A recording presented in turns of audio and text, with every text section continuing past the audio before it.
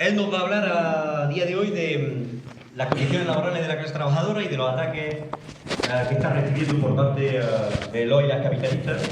Y evidentemente nos va a explicar un poco cómo él lo ve.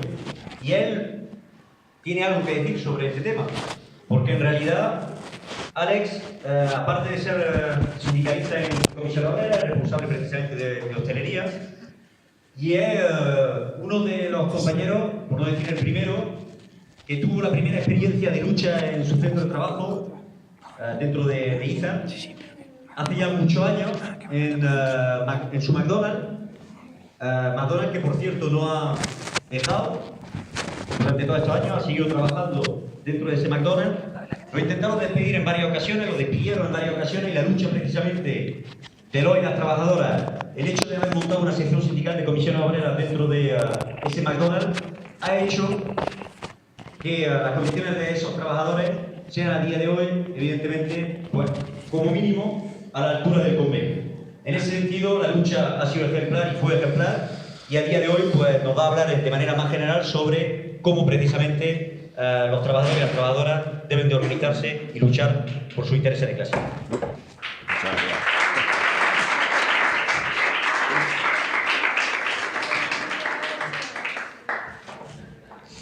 Bueno, buenas tardes a todas y a todas. Muchas gracias por la asistencia y la participación en nuestro acto. Veréis, hoy día parece que hemos salido de la crisis, ¿no? Tenemos al gobierno del PP, bueno, perdón, hasta no hace mucho el gobierno del PP y ahora el gobierno de Pedro Sánchez y aquí en Andalucía de Susana Díaz, que lo que viene a plantear, incluso a través de los medios de comunicación, es que hay generar esa especie de ilusión de que ya estamos fuera de la crisis. Pero por desgracia para ellos la realidad es bien tozuda y lo hecho es que el día a día no para de aparecer la explotación, la precariedad que vivimos y sufrimos los trabajadores y trabajadoras. Podríamos dar aquí una ristra de datos bastante grande, pero he elegido este que me parece relevante ya que es actual. La Organización Internacional Trabajadora, que tampoco se caracteriza por ser la organización, digamos, de extrema izquierda, dice que los salarios reales retrocedieron en el año 2017, del año que tienen datos, un 1,8% en el Estado español y mientras que la economía en ese periodo creció un 3,1%. Es decir, que la crisis en este periodo no ha sido para todos. Fue una crisis de los capitalistas. Los trabajadores estábamos en crisis y seguimos en crisis.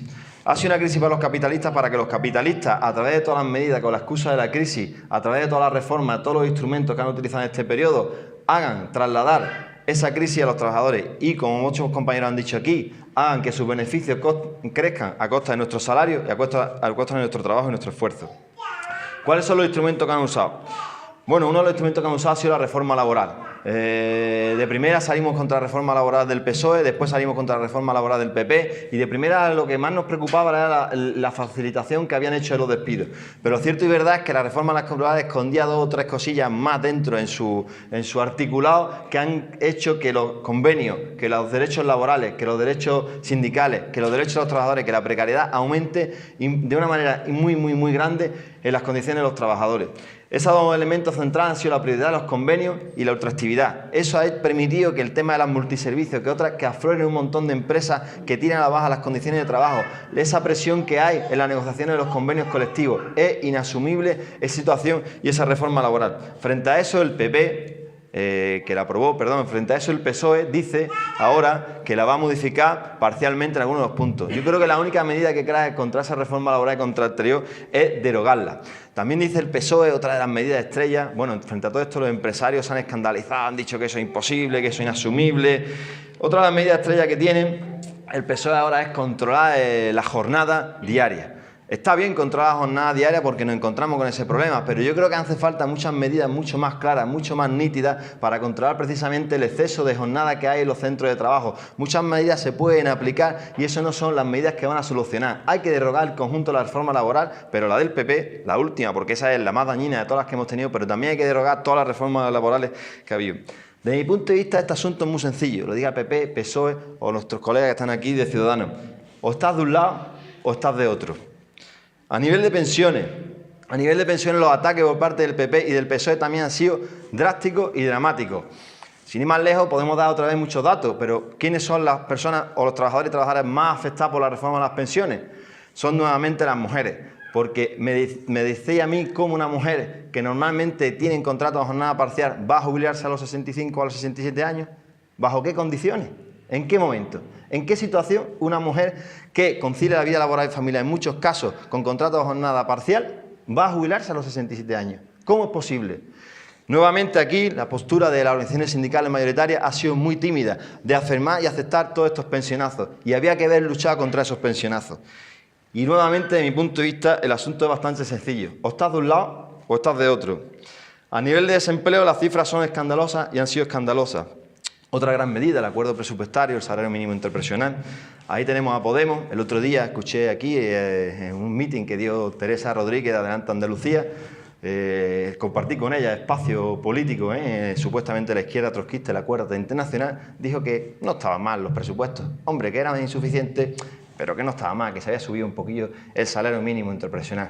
Creo que es una postura lamentable, vergonzosa de la situación que estamos viviendo, que esa subida del salario mínimo interprofesional, que por supuesto que yo no me voy a negar que se suba lo que se tenga que subir, que eso se manifieste en esos contextos, que defendamos los presupuestos, esto por esa medida, ahí nos quedamos, eso es nuestro límite.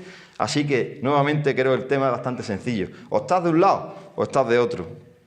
Hay muchos sectores precarios. El jefe este de Globo, estos chavales, hay chavalas que van con las mochilitas estas amarillas. Hay que decir que, por ejemplo, en mi centro de trabajo, McDonald's compañía, ha adoptado O Globo como servicio de reparto a domicilio, lo cual me parece que es nuevamente un escándalo, porque lo que facilita y favorece es la precarización de estos trabajadores. Óscar Pierre se llama el personaje, consejero delegado y fundador de Globo. Dice que defiende el modelo lo llama de flexibilidad y libertad, que ofrece a los repartidores, que ellos buscan y valoran también los trabajadores. Y así es como ve además el futuro de toda la clase trabajadora, en este modelo de una especie de falso autónomo a correr con las bicis por ahí, con las motos dando motazos por ahí.